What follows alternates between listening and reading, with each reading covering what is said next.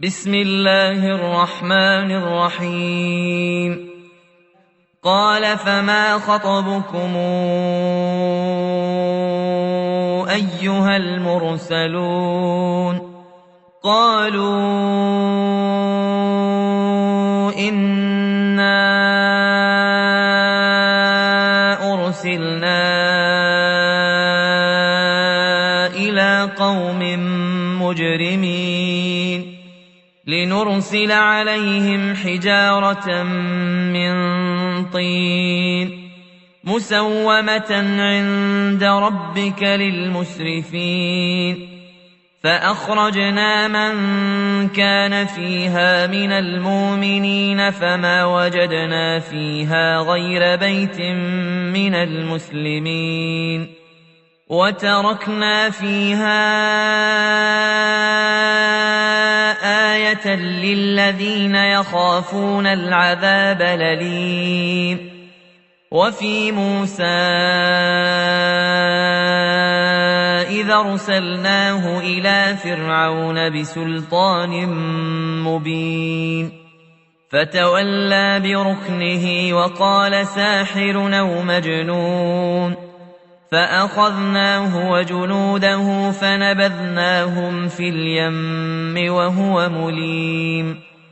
وفي عاد إذا أرسلنا عليهم الريح العقيم ما تذر من شيء أتت عليه إلا جعلته كالرميم. وفي ثمود إذ قيل لهم تمتعوا حتى حين فعتوا عن أمر ربهم فأخذتهم الصاعقة وهم ينظرون فما استطاعوا من قيام وما كانوا منتصرين. وقوم نوح من قبل إنهم كانوا قوما فاسقين. والسماء بنيناها بأيد وإنا لموسعون. والأرض فرشناها فنعم الماهدون. ومن كل شيء خلقنا زوجين لعلكم تذكرون. ففروا إلى الله إني لكم منه نذير مبين. ولا تجعلوا مع الله إلها آخر إني لكم منه نذير مبين. كذلك ما أتى الذين من قبلهم من رسول إلا قالوا ساحر أو مجنون أتواصوا به بل هم قوم طاغون. فتول عنهم فما أنت بملوم وذكر فإن الذكرى تنفع المؤمنين. وما خلقت الجن والإنس إلا ليعبدون ما أريد منهم من رزق وما أريد أن يطعمون إن الله هو الرزاق ذو القوة المتين. فإن للذين ظلموا ذنوبا مثل ذنوب أصحابهم فلا يستعجلون. فويل للذين كفروا من يومهم الذي يوعدون. بسم الله الرحمن الرحيم. والطور وكتاب مسطور في رق منشور والبيت المعمور والسقف المرفوع والبحر المسجور إن عذاب ربك لواقع ما له من دافع يوم تمور السماء مورا وتسير الجبال سيرا فويل يومئذ للمكذبين الذين هم في خوض يلعبون يوم يدعون إلى نار جهنم دعا هذه النار التي كنتم بها تكذبون أفسحر هذا أم أنتم لا تبصرون اصلوها فاصبروا أو لا تصبروا سواء عليكم إنما تجزون ما كنتم تعملون إن المتقين في جنات ونعيم فاكهين بما آتاهم ربهم ووقاهم ربهم عذاب الجحيم كلوا واشربوا هنيئا بما كنتم تعملون متكئين على سرر مصفوفة وزوجناهم بحور عين والذين آمنوا واتبعتهم ذريتهم بإيمان ألحقنا بهم ذرياتهم وما ألتناهم من عملهم من شيء كل امرئ بما كسب رهين وأمددناهم بفاكهة ولحم مما يشتهون يتنازعون فيها كأسا لا لغو فيها ولا تاثيم ويطوف عليهم غلمان لهم كأنهم لؤلؤ مكنون وأقبل بعضهم على بعض يتساءلون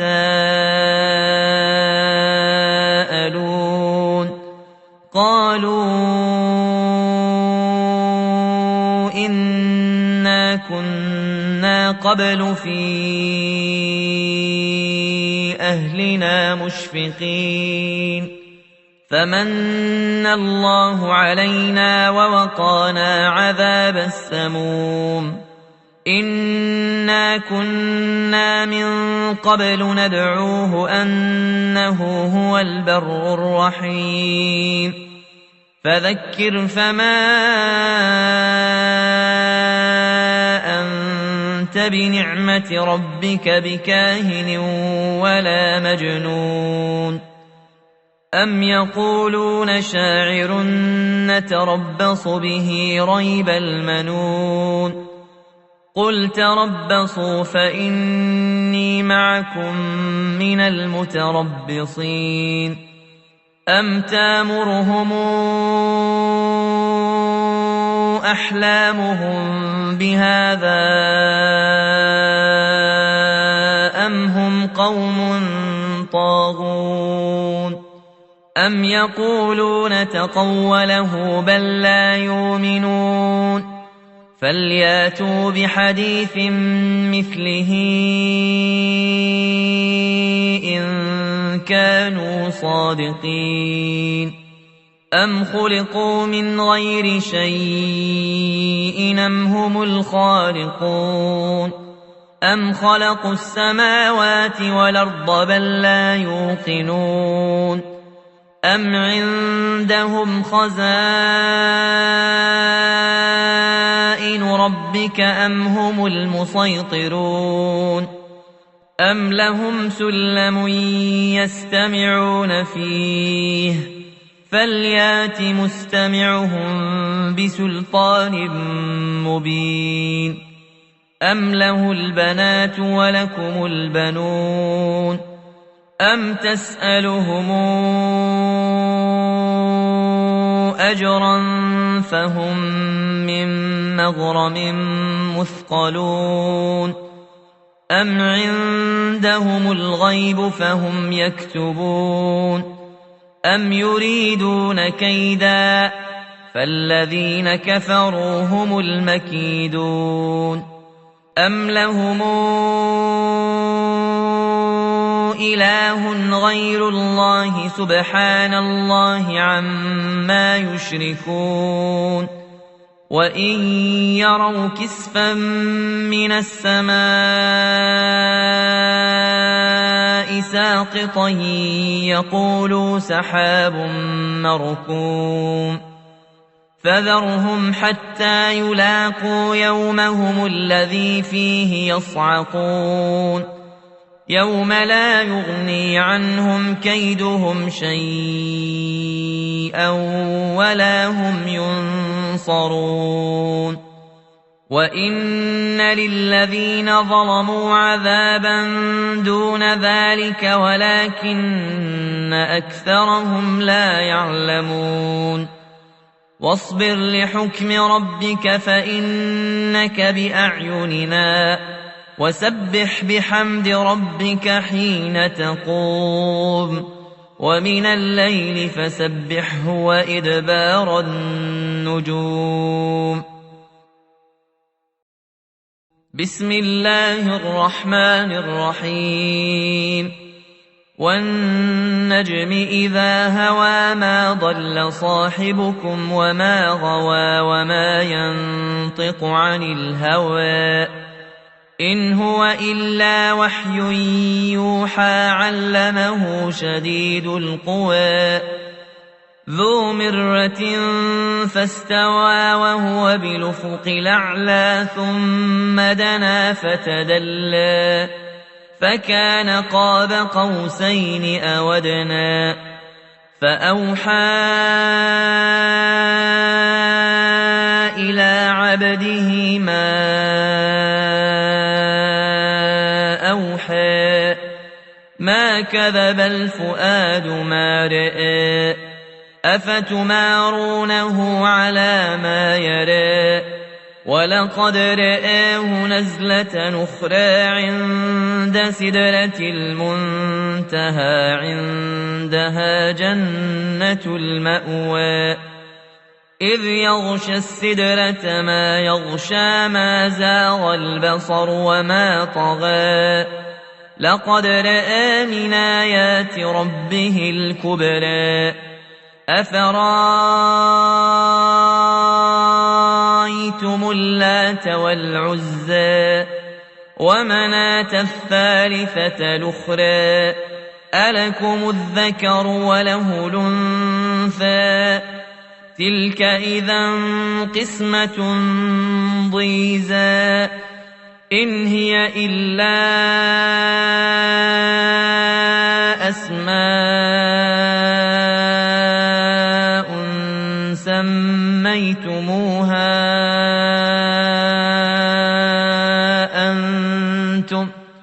أنتم وآباؤكم ما أنزل الله بها من سلطان إن يتبعون إلا الظن وما تهوى الأنفس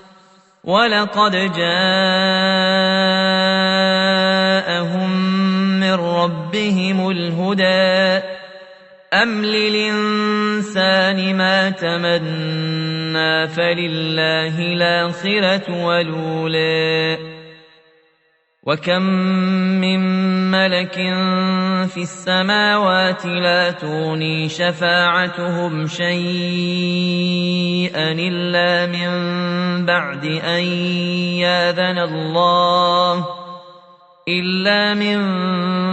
أن ياذن الله لمن يشاء ويرضى إن الذين لا يؤمنون بالآخرة ليسمون الملائكة تسمية الأنثى وما لهم به من علم إن يتبعون إلا الظن وإن الظن لا يغني من الحق شيئا فأعرض عمن تولى عن ذكرنا ولم يرد إلا الحياة الدنيا ذلك مبلغهم من العلم إن ربك هو أعلم بمن ضل عن سبيله وهو أعلم بمن اهتدى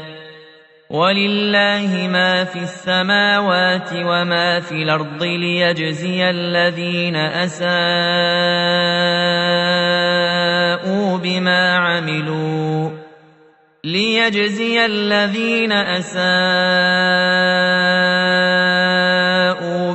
عملوا ويجزي الذين أحسنوا بالحسنى الذين يجتنبون كبائر الإثم والفواحش إلا اللمم إن ربك واسع المغفرة هو أعلم بكم إذا أنشأكم من الأرض وإذا أنتم أجنة في بطون أمهاتكم فلا تزكوا أنفسكم هو أعلم بمن اتقى أفرايت الذي تولى وأعطى قليلا وأكدى أعنده علم الغيب فهو يرى أم لم ينبأ بما في صحف موسى وإبراهيم الذي وفى ألا تزر وازرة وزر أخرى وأن ليس للإنسان إلا ما سعى وأن سعيه سوف يرى ثم يجزاه الجزاء الأوفى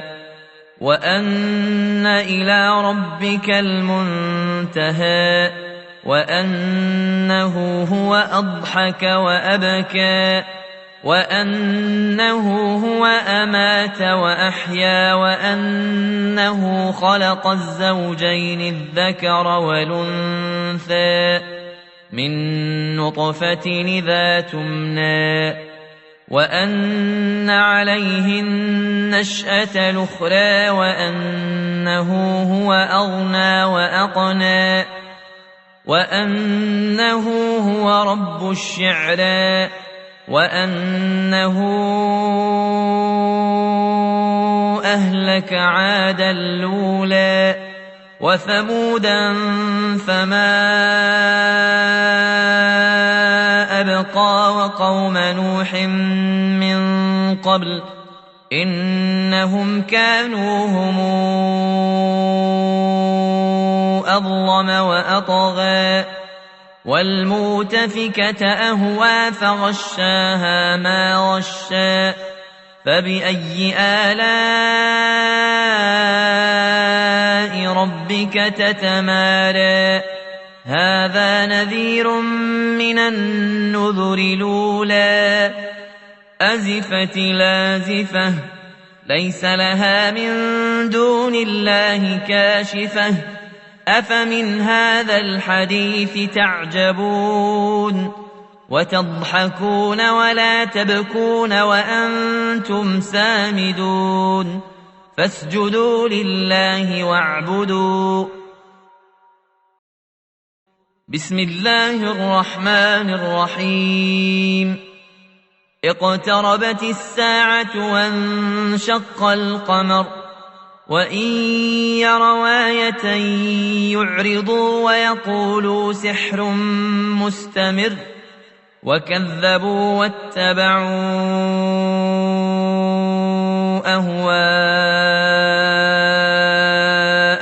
وكل أمر مستقر ولقد جاءهم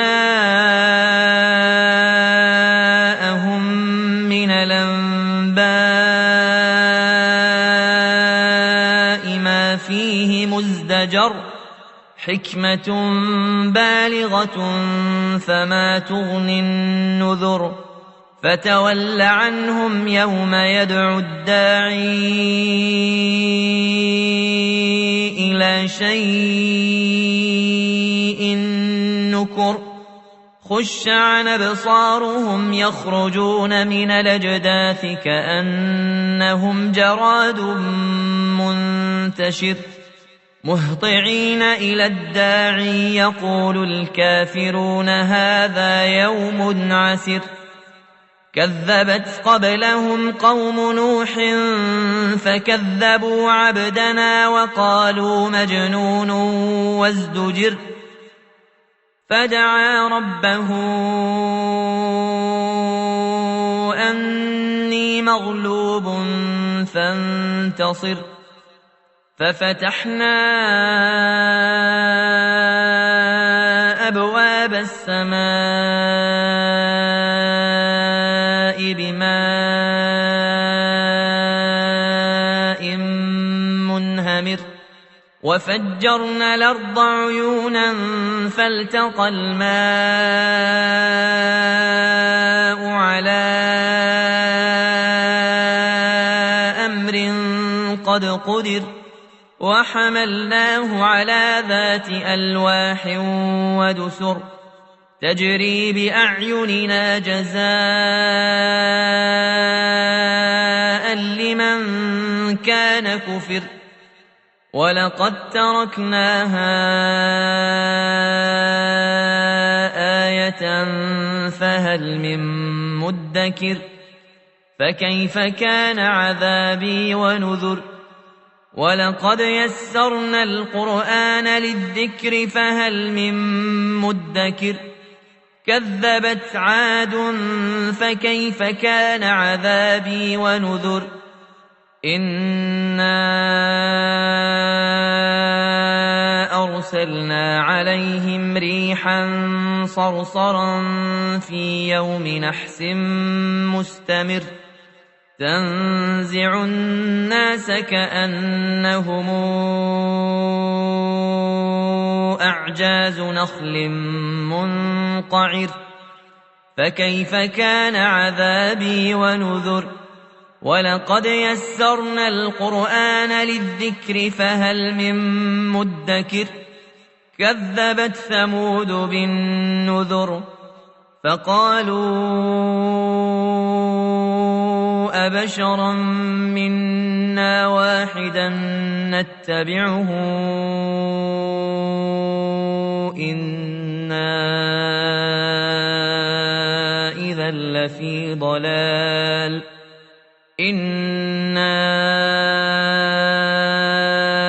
إذا لفي ضلال وسعر أو ألقي الذكر عليه من بيننا بل هو كذاب نشر سيعلمون غدا من الكذاب لشر إنا مرسل الناقة فتنة لهم فارتقبهم واصطبر ونبئهم أن الماء قسمة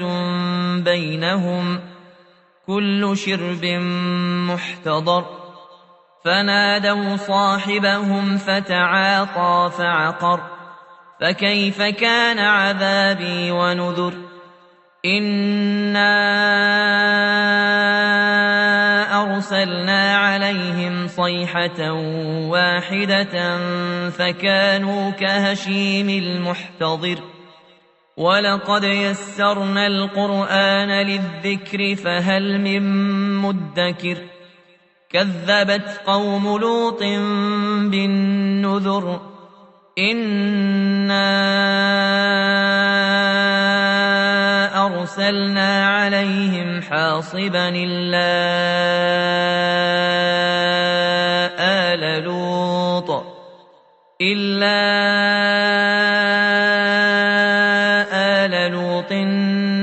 نجيناهم بسحر نعمة من عندنا كذلك نجزي من شكر ولقد أنذرهم بطشتنا فتماروا بالنذر ولقد راودوه عن ضيفه فطمسنا أعينهم فذوقوا عذابي ونذر ولقد صبحهم بكرة عذاب مستقر فذوقوا عذابي ونذر ولقد يسرنا القرآن للذكر فهل من مدكر ولقد جاء آل فرعون النذر كذبوا بآياتنا كلها فأخذناهم أخذ عزيز مقتدر أكفاركم خير من أولئكم أم لكم براءة في الزبر أم يقولون نحن جميع منتصر سيهزم الجمع ويولون الدبر بل الساعة موعدهم والساعة أدهى وأمر إن المجرمين في ضلال وسعر يوم يسحبون في النار على وجوههم ذوقوا مس سقر إنا كل شيء خلقناه بقدر وما أمرنا إلا واحدة كلمح بالبصر ولقد أهلكنا أشياعكم فهل من مدكر وكل شيء فعلوه في الزبر وكل صغير وكبير مستطر إن المتقين في جنات ونهر في مقعد صدق عند مليك مقتدر بسم الله الرحمن الرحيم الرحمن علم القرآن خلق الإنسان علمه البيان الشمس والقمر بحسبان والنجم والشجر يسجدان والسماء رفعها ووضع الميزان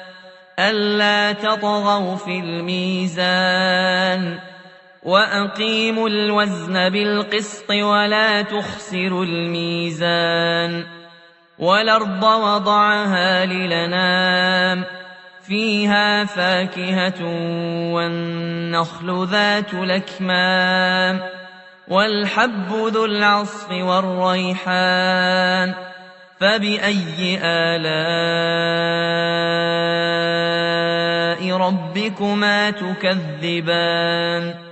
خلق الإنسان من صلصال كالفخار وخلق الجان من مارج من نار فبأي آلاء ربكما تكذبان رب المشرقين ورب المغربين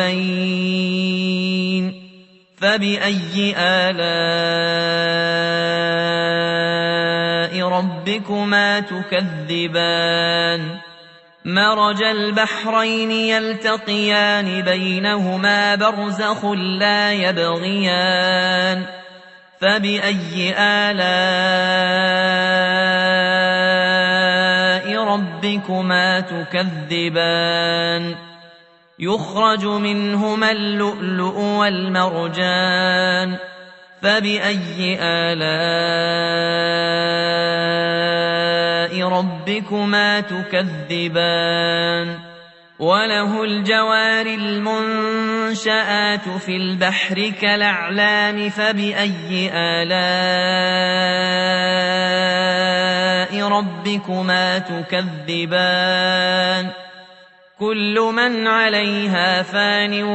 ويبقى وجه ربك ذو الجلال والإكرام فبأي آلاء ربكما تكذبان يسأله من في السماوات والأرض كل يوم هو في شأن فبأي آلاء ربكما تكذبان سنفرغ لكم أيها الثقلان فبأي آلاء ربكما تكذبان يا معشر الجن والإنس إن استطعتم أن تنفذوا من أقطار السماوات والأرض فانفذوا لا تنفذون إلا بسلطان فبأي آلاء ربكما تكذبان يرسل عليكما شواظ من نار ونحاس فلا تنتصران فبأي آلاء ربكما تكذبان فإذا انشقت السماء فكانت وردة كالدهان فبأي آلاء ربكما تكذبان فيومئذ لا يسأل عن ذنبه إنس ولا جان فبأي آلاء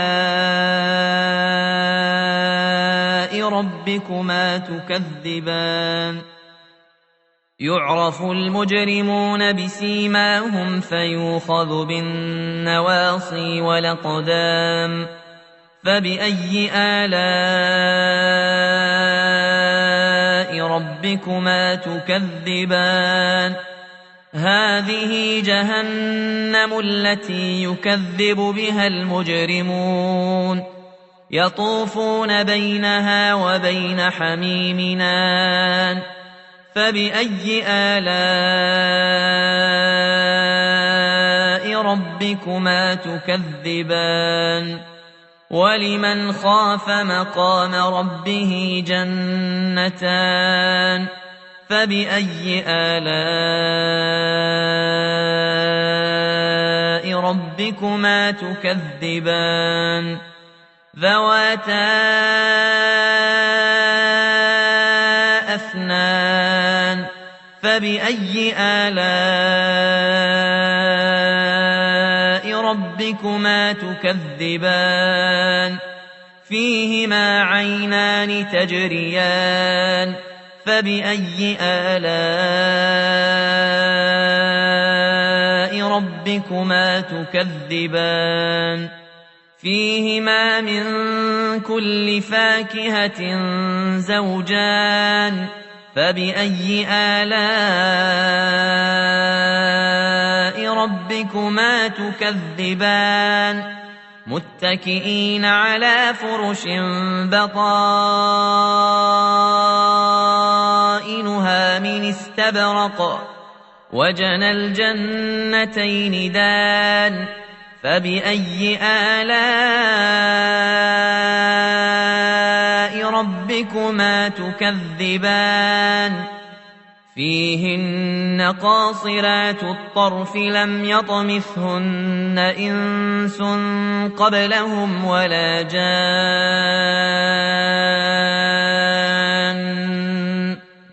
فبأي آلاء ربكما تكذبان كأنهن الياقوت والمرجان فبأي آلاء ربكما تكذبان هل جزاء الإحسان إلا الإحسان فبأي آلاء ربكما تكذبان ومن دونهما جنتان فبأي آلاء ربكما تكذبان مدهامتان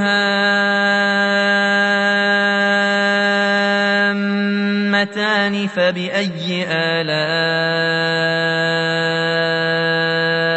ربكما تكذبان فيهما عينان نضاختان فبأي آلاء ربكما تكذبان فيهما فاكهة ونخل ورمان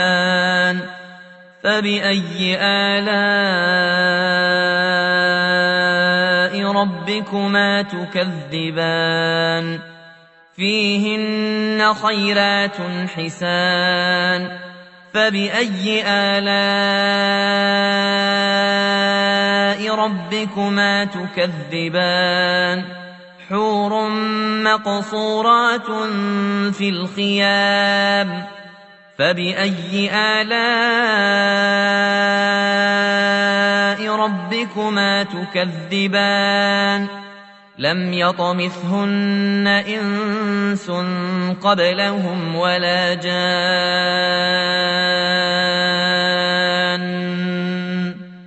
فبأي آلاء ربكما تكذبان متكئين على رفرف خضر وعبقري حسان فبأي آلاء ربكما تكذبان تبارك اسم ربك ذي الجلال والإكرام بسم الله الرحمن الرحيم إذا وقعت الواقعة ليس لوقعتها كاذبة خافضة رافعة إذا رجت الأرض رجا وبست الجبال بسا فكانت هباء منبثا وكنتم أزواجا ثلاثة فأصحاب الميمنة ما أصحاب الميمنة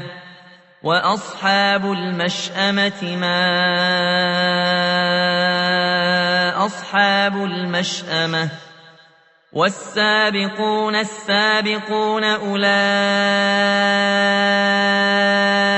المقربون في جنات النعيم ثلة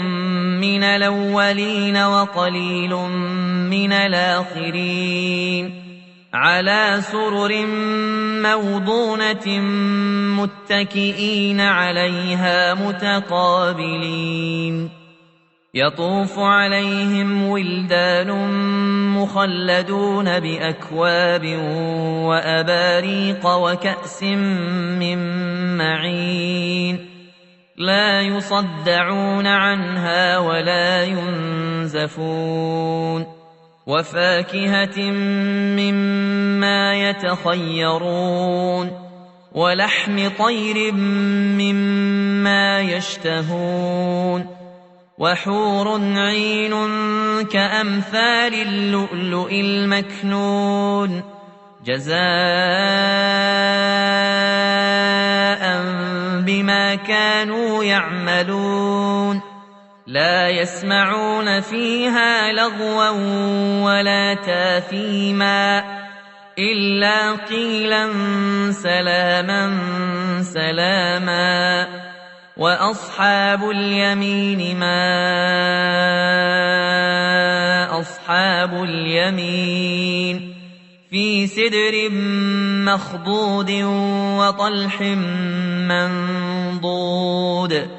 وظل ممدود وماء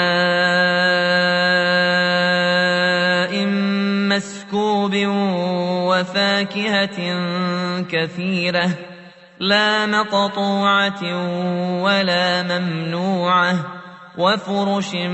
مرفوعة إنا أنشأناهن إنشاء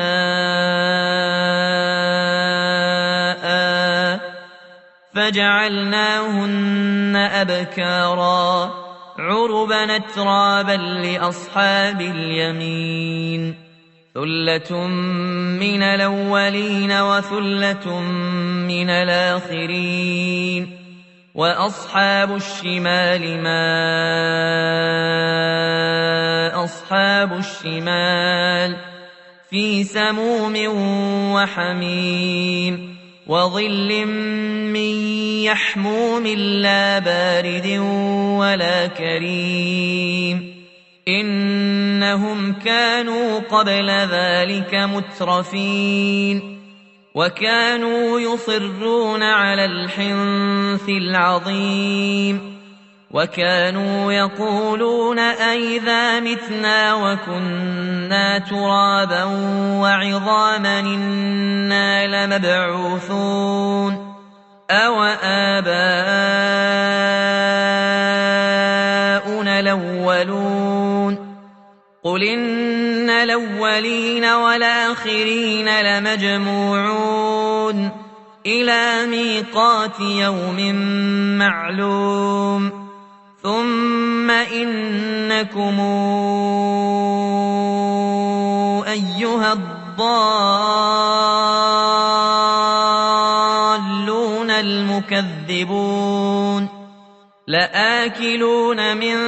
شجر من زقوم فمالئون منها البطون فشاربون عليه من الحميم فشاربون شرب الهيم هذا نزلهم يوم الدين نحن خلقناكم فلولا تصدقون أفرأيتم ما تمنون أنتم تخلقونه أم نحن الخالقون نحن قدرنا بينكم الموت وما نحن بمسبوقين على أن نبدل أمثالكم وننشئكم فيما لا تعلمون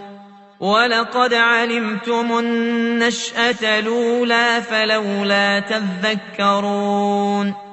أفرأيتم ما تحرثون أنتم تزرعونه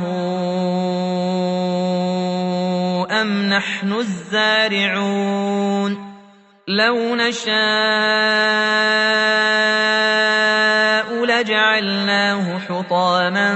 فظلتم تفكهون إنا لمغرمون بل نحن محرومون أفرأيتم الماء الذي تشربون أأنتم أنزلتموه من المزن أم نحن المنزلون لو نشاء جعلناه أجاجا فلولا تشكرون أفرأيتم النار التي تورون أنتم أنشأتم شجرتها أم نحن المنشئون نحن جعلناها تذكرة ومتاعا للمقوين فسبح باسم ربك العظيم فلا أقسم بمواقع النجوم وإنه لقسم لو تعلمون عظيم إنه لقرآن كريم في كتاب مكنون لا يمسه إلا المطهرون تنزيل من رب العالمين أفبهذا الحديث أنتم مدهنون وتجعلون رزقكم أنكم تكذبون فلولا إذا بلغت الحلقوم وأنتم حينئذ تنظرون ونحن أقرب إليه منكم ولكن لا تبصرون فلولا إن كنتم غير مدينين ترجعونها إن كنتم صادقين فأما إن كان من المقربين فروح وريحان وجنة نعيم وأما إن كان من أصحاب اليمين فسلام لك من أصحاب اليمين وأما إن كان من المكذبين الضالين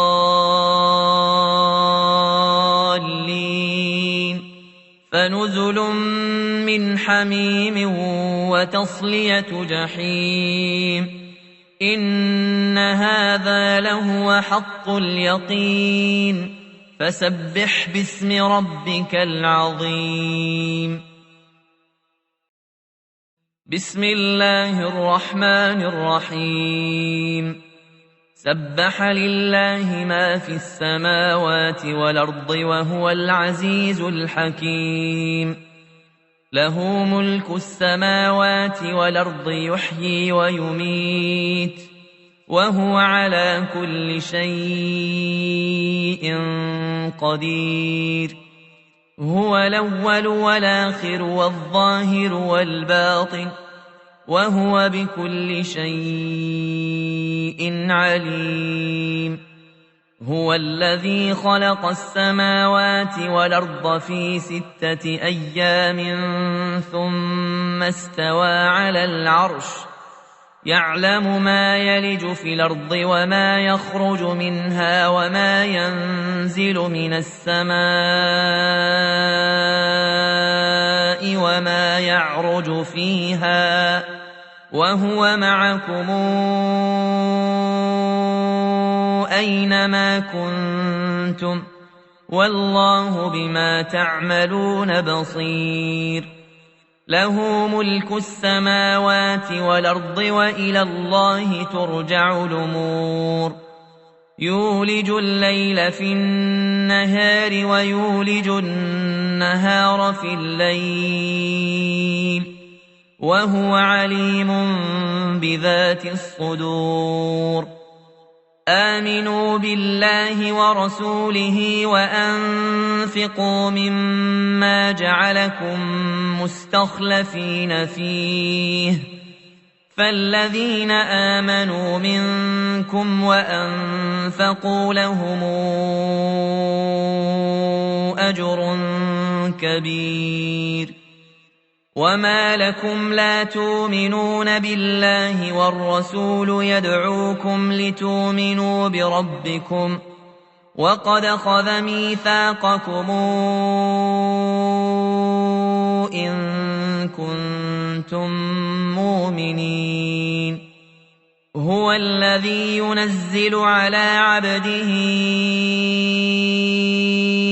آيات بينات ليخرجكم من الظلمات إلى النور وإن الله بكم لرءوف رحيم وما لكم ألا تنفقوا في سبيل الله ولله ميراث السماوات والأرض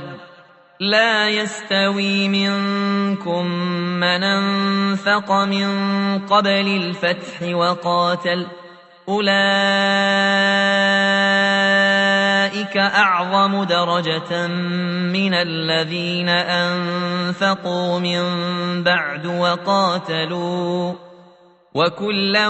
وعد الله الحسنى والله بما تعملون خبير من ذا الذي يقرض الله قرضا حسنا فيضاعفه له وله أجر كريم يوم ترى المؤمنين والمؤمنات يسعى نورهم بين أيديهم وبأيمانهم بشراكم اليوم جنات تجري من تحتها الأنهار خالدين فيها ذلك هو الفوز العظيم يوم يقول المنافقون والمنافقات للذين آمنوا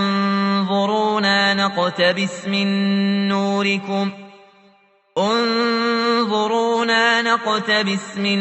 نوركم قيل ارجعوا وراءكم فالتمسوا نورا فضرب بينهم بسور له باب باطنه فيه الرحمة وظاهره من قبله العذاب ينادونهم ألم نكن معكم قالوا بلى ولكنكم فتنتم أنفسكم وتربصتم وارتبتم وغرتكم الأماني حتى جاء أمر الله وغركم بالله الغرور فاليوم لا يؤخذ منكم فدية ولا من الذين كفروا مأواكم النار هي مولاكم وبئس المصير ألم يان للذين آمنوا أن تخشع قلوبهم لذكر الله وما نزل من الحق ولا يكونوا كالذين أوتوا الكتاب من قبل فطال عليهم الأمد فقست قلوبهم وكثير منهم فاسقون اعلموا أن الله يحيي الأرض بعد موتها قد بينا لكم الآيات لعلكم تعقلون إن المصدقين والمصدقات وأقرضوا الله قرضا حسنا يضاعف لهم ولهم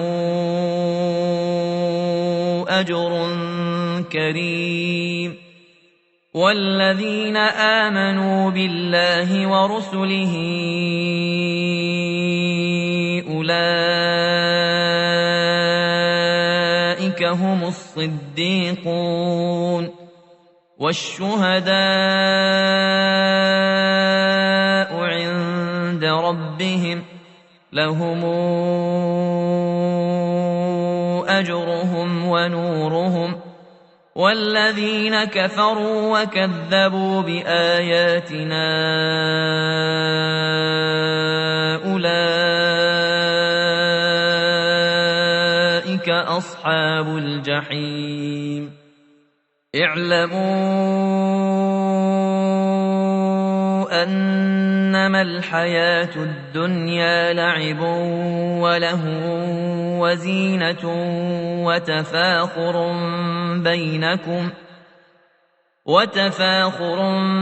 بينكم وتكاثر في الأموال والأولاد كمثل غيث أعجب الكفار نباته ثم يهيج فتراه مصفرا ثم يكون حطاما وفي الآخرة عذاب شديد ومغفرة من الله ورضوان وما الحياة الدنيا إلا متاع الغرور. سابقوا إلى مغفرة من ربكم وجنة عرضها كعرض السماء والأرض أعدت للذين آمنوا بالله ورسله ذلك فضل الله يؤتيه من يشاء والله ذو الفضل العظيم. ما أصاب من مصيبة في الأرض ولا في أنفسكم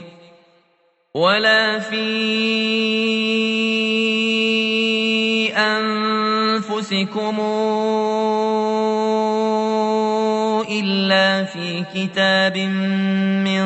قبل أن نبرأها إن ذلك على الله يسير. لكي لا تاسوا على ما فاتكم ولا تفرحوا بما آتاكم والله لا يحب كل مختال فخور. الذين يبخلون ويامرون الناس بالبخل ومن يتول فإن الله الغني الحميد.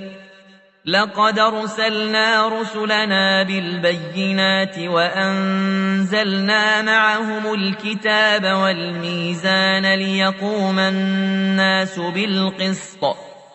وأنزلنا الحديد فيه بأس شديد ومنافع للناس وليعلم الله من ينصره ورسله بالغيب إن الله قوي عزيز. ولقد أرسلنا نوحا وإبراهيم وجعلنا في ذريتهما النبوءة والكتاب فمنهم مهتد وكثير منهم فاسقون ثم قفينا على آثارهم برسلنا وقفينا بعيسى ابن مريم وآتيناه الإنجيل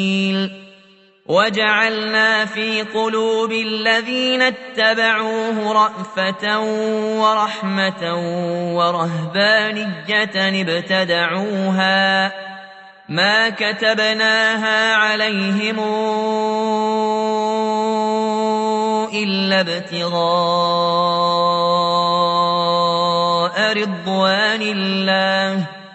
فما رعوها حق رعايتها فآتينا الذين آمنوا منهم أجرهم وكثير منهم فاسقون يا